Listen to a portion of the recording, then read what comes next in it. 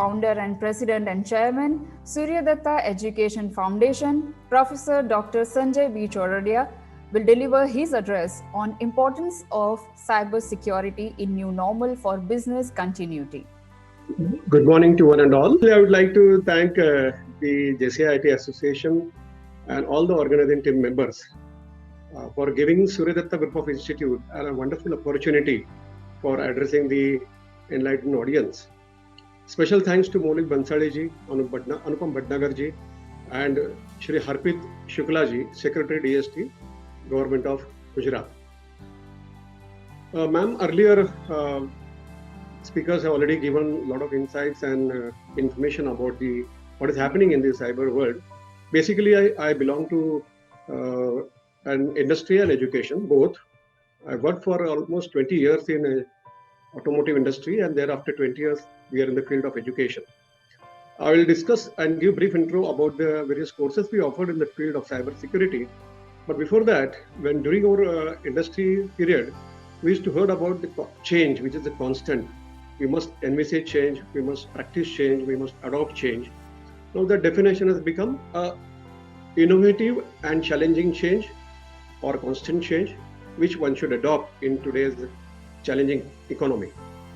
We are all aware, due to this situation, pandemic situation of during last over 5 months, a lot of challenges we are facing and a lot of opportunities are also emerging out. And therefore, massive developments, particularly in the digital sector, which has happened. My first point of view is about creating the awareness in the field of cyber. So at Education Institute, we normally talk about the physical fitness, emotional fitness, intellectual fitness, financial fitness, but now there is a need to talk about the digital fitness also, or the cyber fitness. So what is that cyber fitness? What we are going to discuss in the form of the various points which I have, which I am going to present right now. So the sudden and large-scale shift to remote working and digital adoptions are increasing. Therefore, there is a need for new sophisticated technologies and strategies for ensuring enterprises' security and survival. Second, the digital as the lifeline of society and business. There is an increasing dependency on digital information and digital interactions with citizens, customers, employees, suppliers, and all stakeholders. So what does it mean? It means respective organizations have to implement relevant digital security measures. Next, online activities are increasing, that is challenging the confidentiality, integrity, and availability, that is CIA, of network traffic. Now, security, remote working arrangements, and sustaining the CIA are essential. Why this is essential? Because to ensure the continuity of operation during this disruptive time. Though it is tough to enable remote access to corporate resources while safeguarding the integrity or organizational systems, today it can be achieved by leveraging intelligent mobility management tools, analytics, and insights. The Indian Computer Emergency Response Team, known as CERT-In, is the nodal agency based in Delhi. It is for responding to cybersecurity incidents. It publishes annual reports that tracks various forms of malicious cyber incidents. Organizations can contact CERT-In for guidance for relevant cybersecurity measures. Distributed workplace. One of the eminent or learned speaker has already discussed about this. The work from home has become the mainstream in majority of the sectors. More and more critical data, confidential data, client data, intellectual property rights, and critical business operatings will move outside the organizations on cloud, online, and collaborative tools, etc. This has enhanced risk of cyber attack and need for improving and giving more attention to enterprise resilience and cybersecurity aspects. Safeguarding the critical assets, which is very important in today's challenging era. The identifying and focusing on the critical assets and services is the key for improving supply chain resilience, adapting to evolving geopolitical challenges, technology in cybersecurity and forensics. Impact of cyber vulnerabilities in business in new normal. In fact, that is the topic given to me, the challenges in new normal and business continuity. And therefore, I'm highlighting some of the important points, which is cyber attacks can create negative impact on customer experience, investor confidence, brand or reputation, etc. So this must be given highest importance while we are creating the new infrastructure facilities. The digital infrastructure should be very, very strong and it should be duly audited. Hence, cybersecurity strategies is critical to all the stakeholder trust, and due diligence and cyber audit has to be conducted on periodical basis, not a one-time basis. Using machine learning, ML, to understand patterns, uncover attacks, and automate parts of the cybersecurity processes will be the new normal. Challenges of artificial intelligence, AI security. AI security is a challenge to cybersecurity. Cyber hackers may poison training data, carry out model theft, and manipulate AI systems. So this needs to be taken care. Attacks can alter data to cause an AI classifier to misclassify data, and this may lead to critical failures. Anticipating nefarious use of by attackers and identifying attacks and defending against them will be the goal going ahead. So what are the challenges of smart devices and mHealth? Connected baby monitors and vulnerable to digital intruders, as a number of horrified parents discovered when hackers spoke to their young children via compromised devices, which is very serious because we are in the education field and we often come across such kind of inputs or feedback from the students and the parents. Tracking devices to identify the location of senior citizens with dementia, with having dementia and issues could be hacked, and the wearer may trigger a call to a wrong person, and this could be then used for ransom. So this is again a challenge for all the senior citizens, and due care has to be taken. And what are the challenges of identifying the theft?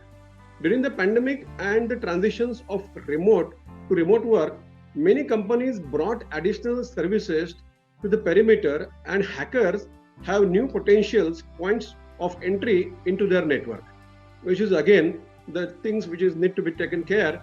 With credential theft, it is difficult to tell the insiders from the outsiders. The differentiating them into often a difficult task for the internal security team. This is often a challenge. Now, careful monitoring of endpoint security events and analyzing of the network traffic shall be integral part of the entire ecosystem. Possibility of losing business opportunities. Now, cyber risk and vulnerabilities can prevent business from tracking strategic risk and planning for new growth opportunities, etc.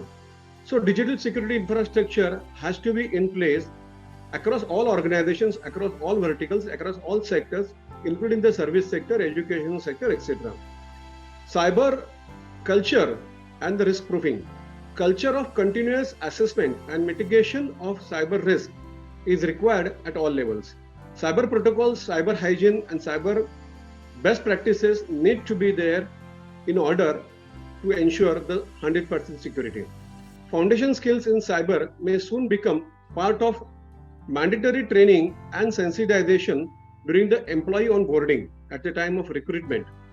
This may be a new dimension, new parameter, and a challenge to the HR department, and therefore new cyber departments are being formed in the organizations. Metrics, KRAs, and KPIs in cyber.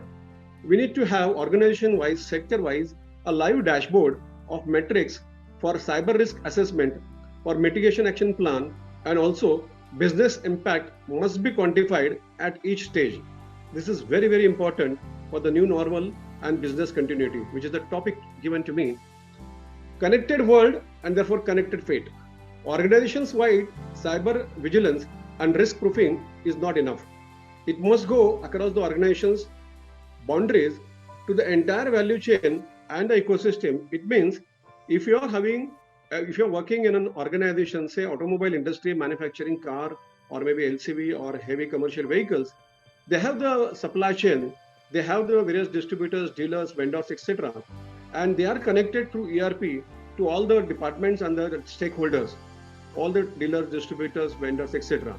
So the entire ecosystem should be integrated and should be taken care while you are talking about the safety of the organization. So identifying a formal role for this purpose calls for cyber security department headed by a chief information security officers should be created.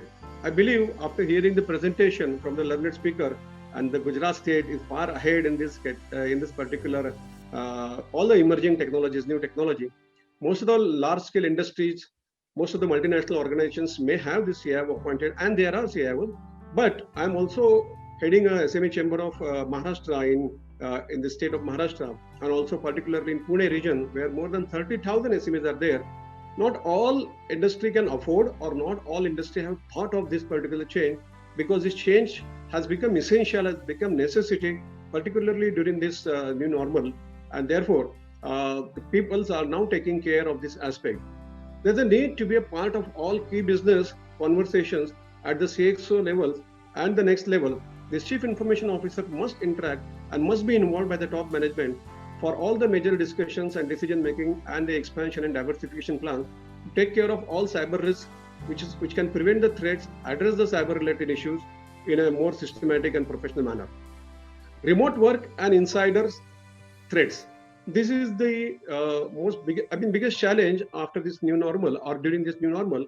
Working outside of a supervised office environment demands putting in place additional monitoring controls.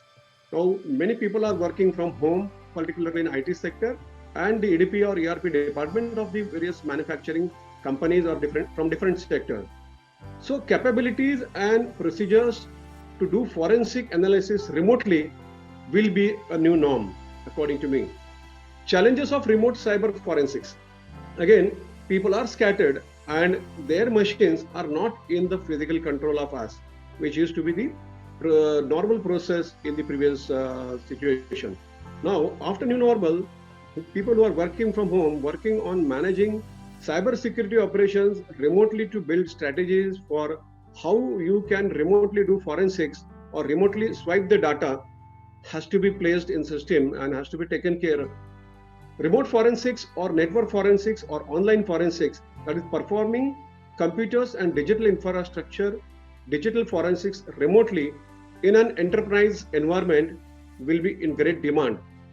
Smart homes, our speaker has already discussed about this smart home, smart communities, smart cities.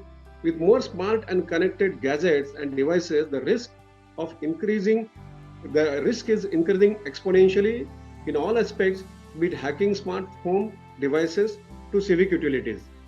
So challenging the smart homes, home automation products can be used to steal personally identifiable information and other data useful to the criminals. After the home is hijacked, the consequences could be endless, including physical damage to the home also. Connecting traditionally standalone smart devices such as lights, appliances, locks introduces numerous cyber security risks. Cyber security will be an integral part of residential societies and apartments, just as we presently do periodic maintenance of services, annual maintenance contract of lift, IT audit, and whatnot. Every organization is entering into several annual maintenance contract of their, be the intranet or servers, their computers, etc. So similarly, cyber audit will become an integral part of the new normal, and the cyber security assessment and de-risking of all the devices will have to be done at all levels. Robust and proactive imaginative cyber security policy must be in place. The government has taken a lot of efforts up till now, but the way changes are happening, I think there is a continuous need of improving and providing the relevant cyber security aspects on a regular basis. So periodical audits and periodical changes has to be done. The CIO must stay updated and connected with all the specialists in this field and all the government bodies in this field. So revamped and more robust cyber security policies will be required, such as multi-factor authentication, single sign-on, and automatic logout from the unattended devices, which often people fail to do so. Vigilance, yet human internal audit function. Audit can be done to accommodate changes in decision making or risk tolerance. Cybersecurity audits will have to be enforced for all third parties with authorized access to critical and exceptional information network systems or the data. Cyber whistleblower, again, is going to be a new challenge and therefore opportunities at private and public organizations. Dedicated hotline. Now, this creates a lot of opportunities for the telecom sector. Dedicated hotline, service desk menu, or portal to report any security concerns should be put in place. Like we have number 100 for police. So similarly, there will be cyber police stations in days to come. And in certain cases where the big financial fraud has taken place, you need to address that problem, or you need to register that complaint on as early as possible basis or on an immediate basis. And therefore, you must have cyber police stations. At present, there are departments in the commissioner's office, cyber department is there, but that is not going to be sufficient in the coming years. So therefore, response and disaster recovery plans also should be in place. That is, plans to ensure business continuity and address enterprise crisis need to be well documented and disseminated to resolve the issues in time. We must have all the records also across all the organizations about the cyber related problems we have faced and how we have resolved those problems, and all the people who are going to be inducted in the organizations. As a part of orientation, this may be the 1 full day or 2 full day programs, A in general and B in particular, with respect to the organizational policy, the type of products they are manufacturing, the responsibility what we are going to give it to the respective person, and based on various parameters of the organizations and the policy of the organizations. Cyber risk and behavioral profile. This is very, very important. Similar to a CIBIL profile, cyber insurance, as we have discussed, cyber insurance is also going to be important parameter. Managing various mindset, pandemic and associated economic uncertainties, and the anxieties about the health and safety have created nervousness, concerns, and depressions. So I think all the parameters related to redefining and realigning the new normals, particularly for the business continuity, have discussed. Now, suggestions to keep the cyber threats at bay. Securing internet connectivity, like ensuring Wi-Fi routers and which are configured for secure passwords and WPA2 risk of higher encryptions need to be taken care. Ensuring the system is running and updated very, very effectively, which are with all the versions of antivirus and anti-malwares or other security tools. Now, healthcare sectors, I'm not going to discuss about the sector because a lot has been discussed about the different sectors and its effect due to this new normal. Healthcare sector, hospitals which are providing and remaining under cyber attacks need to be taken care of all the above aspects. Similarly, pharma sectors, Gujarat is far ahead in this particular field. They have already taken care, and therefore all the organizations who are working in the pharma sector across the country and across the globe must take some guidance or consultancy from the Gujarat model, which is always in many cases it is a standard model, and they are the trendsetters. Though there are many eminent speakers whose quotes are available on the website, on the Google platform. I think the students, faculty members, the industry professionals, and the people working in various departments, maybe in finance department, maybe in banks, maybe in financial institutions, pharmacy, etc. They need to be taken care as regards to the cyber security aspects. Same is the case with the hospitality industry, where threats are targeting the hospitality industry also. Customer data and identifying the corresponding theft is increasing day by day. So these points also need to be taken care by all the hospitals, because most of the payments and transactions are online. And therefore, while using the online payment mode, maybe through credit card, debit card, online payment, they need to be very, very careful, as your password is available or it can be hacked using because most of the people who are staying in the as a guest or booking there online, there's a lot of malpractices are happening and data can be hacked, and the customer who is staying as a guest or the stakeholder associated with the hospitality industry at the time of making reservations, etc., is really having a great challenge. So he must check his device and ensure that he is not going in some dark place. He is giving his payments to the right people at the right time. Retail industries, again, all the transactions, most of the transactions in retail industry, particularly when we do and demand the online service from various companies like Amazon and Flipkart and so on and so forth, the transactions are totally in online mode, and maybe they are delivered and no acknowledgement is required on your receipts. So you are not aware whether the goods are delivered at the right place at the right time or not, and therefore the corresponding challenge and corresponding security measures we need to take. Now, I'll talk about the online learning, challenges of online learning. Online learning means a proliferation of devices interacting on the school or colleges networks, which are challenging the various security measures.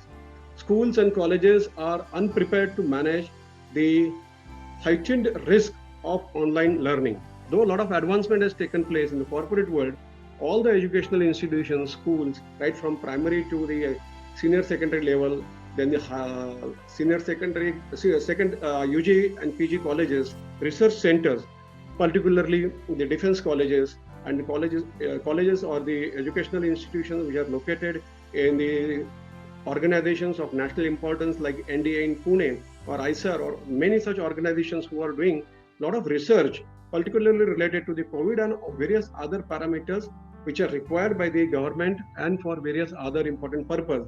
The data can be hacked.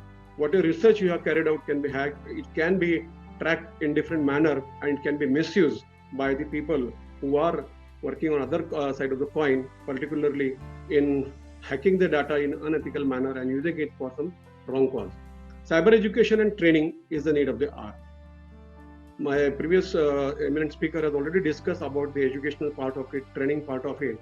I would like to inform you that Surya Datta Education Foundation was established in the year 1999, and we are presently working in almost all the domains, right from the regular arts, commerce, science colleges to hospitality, to computer science, to animation, to recently we started the BSc in Cyber and Digital Science. It's a 3 years full-time course affiliated to the India's and world-renowned university, Savitribai Phule Pune University, which is ranked in top 10 in the country.